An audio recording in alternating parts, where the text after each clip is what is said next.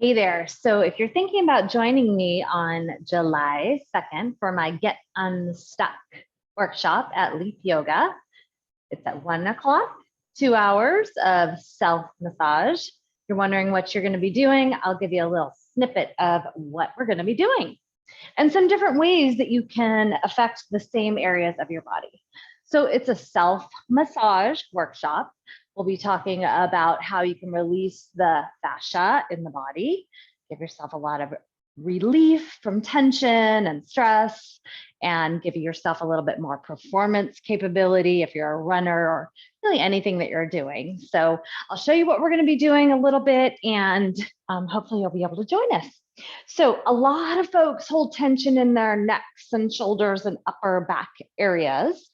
And many people don't realize that a lot of this back here comes from tension in the front. So we actually want to deal with a little bit of the front body when we are trying to deal with tension that shows up in the back body. So there's ways that we can do this with a ball. You do want your ball to have some give. Please do not use a lacrosse ball. I know there's a lot of your folks out there are thinking, but harder must be better. Some is good, more must be better. Not true. Soft tissue likes a softer tool. So please find something that has some give. Might be your yoga tune-up balls or something like that. So you can just take a ball like this, place it right on the upper pectoral area, and do some self-massage in this area. You can just do that, maybe even sitting at your desk or anytime that you're feeling any neck tension. Remember, a lot of it comes from the front being tight, which pulls on all of this back here. So you can use one hand or both hands here to massage. So this is one way that you can do this. Another way that you can do this is to bring yourself to a wall, and you can just go ahead and place the ball on the wall, or if you're feeling like you're really squished in, maybe you place a block, a yoga block between the wall and yourself so that the ball is a little bit away from the wall, gives you a little more space. But if you're comfortable with your body pretty close to your wall, just place it in that same spot. And then you can do things like move the arm around. So this is called pinning and stretching. So I'm pinning that ball in a location and then I'm moving the limb.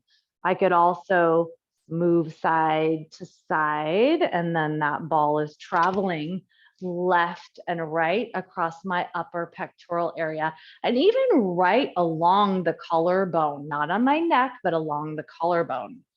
And of course, you do want to do both sides, even if just one side is tense.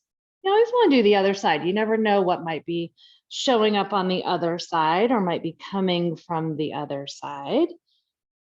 And again, if for any reason it feels like you're really smashing your face up against your wall doing this, just put a yoga block there, hold that block so you don't slip and fall, and then you'll have a little bit more space there. And again, rolling maybe side to side a bit.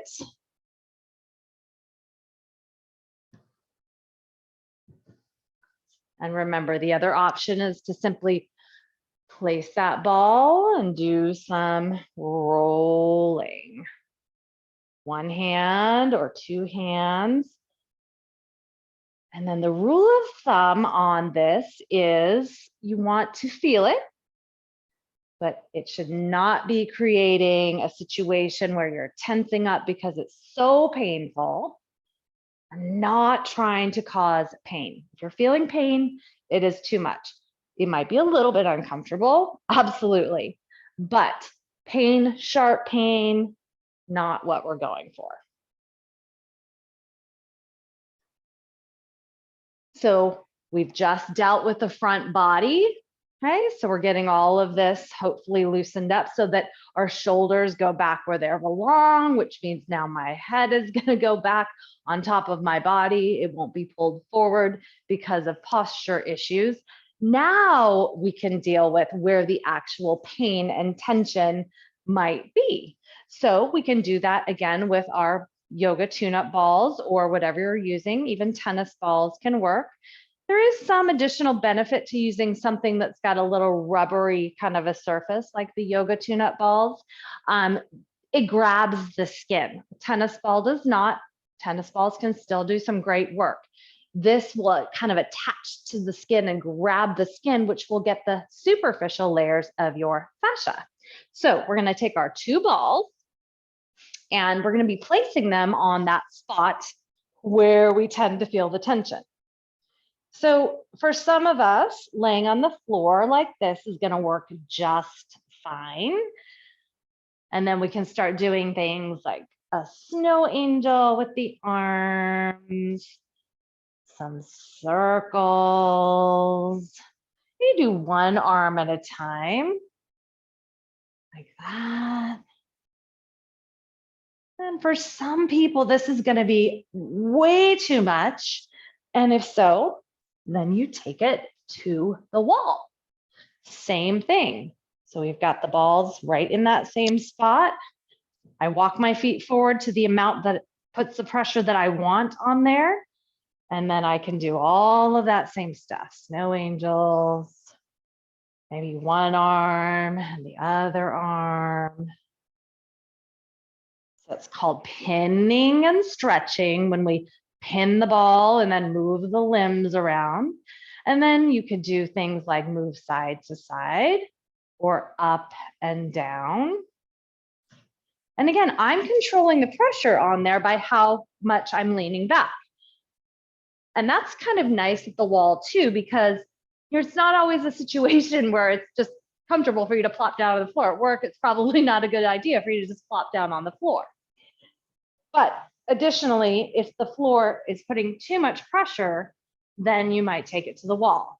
Now, if you're on the floor and you're not feeling the pressure you need or want, you could lift your hips up and actively hold, or maybe slide a block underneath there. And then I could do some of that same kind of stuff that I was doing at the wall now. Maybe I move my body so the balls are traveling left and right across my upper trapezius. I might lift my head up and then release down. I'm supporting my head and neck with my hands. I could even, now this is a lot, so be careful. I could even lift my hips up and roll up and down. Now that is a lot. So again, if you're feeling sharp pain, it's too much, back it off.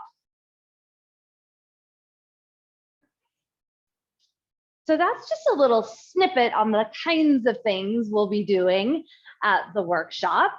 And I'll be getting into how we're also affecting the meridian lines, energetic lines of the body. So we're shifting a lot of energy, not just physically changing things, but energetically changing things as well, which will help your mind, your body, and your soul.